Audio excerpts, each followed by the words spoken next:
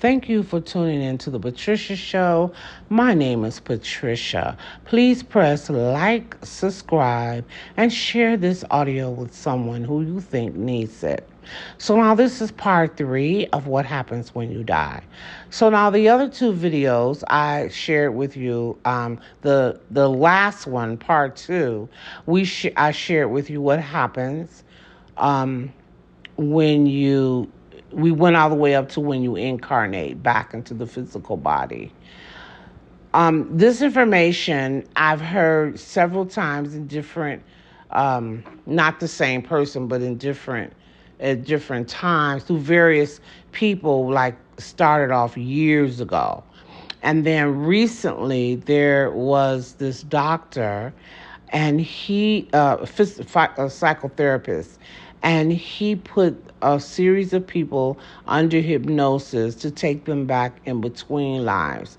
The book was called Journey of the Soul, and that gave you a lot of detailed information about what happens when you pass. And because I had already read this before years ago in other publications, that had nothing to do with the Journey of the Soul, but it was, it was true. Also, I had read it in Embraced by the Light by Betty Eaton, back, I think it was back in the 80s or the 90s, something like that, when she had was clinically dead, and went to wherever you go when you pass, and then came back with this information about what happens.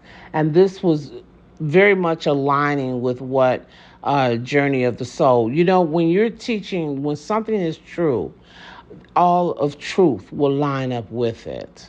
If it's not true, then one person will say this, somebody will say this, somebody will say that, and you'll be like, somebody got to be lying because ain't none of it lining up. You know what I mean? But when it all lines up, you think, oh, hey, this must be true. All right. So the last thing that in part 2 was that how when we're born into the earth, we don't have any memory about what happened when we were young. I'm sorry, when we were not in our physical bodies, what happened when we die or in between our lives. Now, a lot of times children will have memories of things, and then when they get a certain age, those memories are just gone. So they might have a little bit memories of it. I remember my cousin's son, one day they were driving and she went over a bridge, and he was 3 at the time. And he said, oh, he remembered this bridge. He remembered this because his mother and father, he was saying, used to be together, and that he went on to say that they had an argument and broke up, and they all used to live together. And he just went, and she was like, what are you talking about? Because at the time my cousin did not believe in reincarnation, and here is her 3-year-old son, saying that, oh, hey, I've been here before. So a lot of times there are some children that may still regain some memory of what happened, or their reincarnated experience. But there are also a lot that don't. They don't remember anything. Whether you believe in reincarnation or not, I think that's just a personal issue. But that doesn't mean that it's not true just because you don't believe in it. Okay? From my understanding, it was in the original Bible about reincarnation. And then Constantine, who was the Roman emperor, his mother took it out and didn't want people to read that because she said that they would not understand about reincarnation. And so she took it out. So I always think that it's best to research things. That's how you know if stuff is true or not. Research things. Don't just take your preacher's word for it. They say, oh, no, that never happened. How you know it never happened? You need to research things for yourself to see if they're true or if they're not, or if it sounds like just crazy to you. I remember when I was 19, I think I was like 19 or 20. I had went to God and asked him to show me if reincarnation was real. When he gave me, took me through three different ways, God showed me within a week span that reincarnation was true. When I got that confirmation, I remember going back and saying to God, then teach me about it, because at the time I remember it was Hindu religious was saying that, oh, you come back as animals, not only yourself, not only humans. And so I wanted God, once he verified to me that it was true, I wanted him to explain to me the truth about, because it was so much misconception, the truth about reincarnation. And then he did do that. So you don't cross over to like animals and things like that. Every uh, feces is going to stay in its own. Like if you're a dog, you're gonna stay as a dog, reincarnate as a dog over and over, or a cat over and over, or people over and over. You're not gonna be a lady and then you reincarnate as a cow. No, you're gonna stay as a lady and reincarnate as another lady or a man. So you have had many lifetimes as a lady and many lifetimes as a man, but never a lifetime as a pig. No, you don't cross over. So you have to figure out, or whatever it is you need to do, pray to God, ask God, or whatever you need to do to see if this is real, if reincarnation is real. So anyway, after you reincarnate now back in your body, let's say, you were a kid. Now, when you once you get on they call it the wheel of reincarnation for Earth. It's the wheel of reincarnation. You cannot come off that wheel until you have healed 51% of your karma. Now, we call it the wheel because you just have to keep coming back to incarnate here on Earth, learning things, because you've been doing karmas all the time, so you're constantly learning things. Now, when 51% of your karma is complete, you no longer have to come back to Earth. You can do whatever they do when you die, or whatever, go to another planet, whatever. You don't have to come back here. But until you have consumed 51% of your karma, you do have to keep reincarnating on Earth. And that's why the Asians call it the wheel of reincarnation, because you're on this wheel of reincarnating to the earth, back to the earth, that you cannot stop until you have completed 51% of your karmas. Okay. So I'm going to share some more videos about later. I'm going to share some more about what happens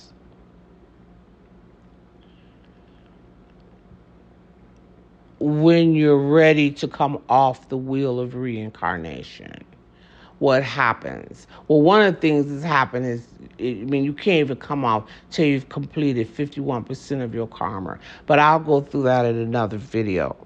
So, that was because that was as far as I was gonna go for this one. So you have also created the illnesses you're gonna have, the body you're gonna have, just all of that. Now, just because you create something one way, it doesn't mean it needs to stay that way. For instance, if you have created before you came to this earth that you were going to be poor because you needed to learn something. Maybe you were rich in another life and you needed to learn something in this life about being poor. So now you can complete that karma, whatever it is you have with money, and then you can move on and become rich. Just because you're born, let's say, in poverty, that doesn't mean you have to stay there. When you're growing and learning and expanding your knowledge, You can be born with one thing, like for instance, be in poverty, but you also can get out of that. So just I've heard some people say, "Oh, I was born poor, I'm gonna stay poor." I was born. You know what I mean? You don't have to stay anywhere. When you change and become financially successful, that means you really understand the principles about money. You really do get it. So now you're growing and expanding and becoming more of yourself by experiencing wealth in this lifetime where you came into this life poor. You see what I mean? So wherever you come in this life, it doesn't mean you have to stay. Like for instance, you might, let's say you be sick when you're young. Let's say you created for yourself a heart problem. And then as time go on, you want to heal that. You can do that. You can heal that and build a strong and healthy heart. You don't have to stay with the illnesses that you have created. You can go on and have a much healthier life and everything like that. You could definitely do that. And then what you can't forget too is that your thoughts are very powerful. So if you're thinking a lot of negative thoughts, let's say you're in a body that's healthy and you're thinking a lot of negative thoughts all the time, just you're in that darkness with the thinking, it's going to make your body weaker and weaker and weaker. Now, you could change that by changing your thinking, changing your thoughts to that of poverty. Changing your thoughts from that of success and positiveness. And it'll move that body away from negative. When you're negative, you really do feel it in your energy field. Your body is like it gets weak when you crying a lot or pay attention to your body, how it is when you're thinking negative thoughts. And then when you start thinking positive thoughts, you can see your body become strong and healthy again. So just because, let's say you start off in this earth, you grow up to be an adult, and you're a very negative person that gossips all the time, but you want to change your life. You have the power to change your life. Whatever you set for your life before you enter into this world, that doesn't mean that it is set in stone and you can't change it to be something different. Whatever we have set for in our lives, we could change it at any given time. You could change your life to be positive or to be more of what you are. You understand what I'm saying? Because some people will think, "Oh, I created myself. I created this for my own life to be in poverty and to be in pain and whatever you've created that's dark." Yes, you did create that. If you didn't, you wouldn't be there. But that doesn't mean you have to stay there. You can create a better life for yourself at any given time. And that shows growth. Don't you want to show growth in your life? Or do you just want to always have this negative, have this person with a negative disposition? I remember a friend of mine said a long time ago, I used to say, "Girl, I wanted to be rich. I was going to be rich." And she said to me, "Well, I don't, if it was meant for me to be rich, God would have made me rich." But that's because she didn't really understand. You are the one that creates your life. You didn't want to be rich because of whatever karmas or whatever was going on in your lessons. So you did not create that for your life to be rich. But that does not mean that when you get here and you balance those karmas, that you cannot go and now change your life to be wealthy. You could change your life to be whatever you want it to be. And I've already did videos on that the last few weeks ago before I started this particular video on dying. I had did some videos showing you how to change your life. So just because you were born in poverty Doesn't mean you stay there. My understanding too is about in the Indian society, they feel that they're born that way and there's nothing they can do about it.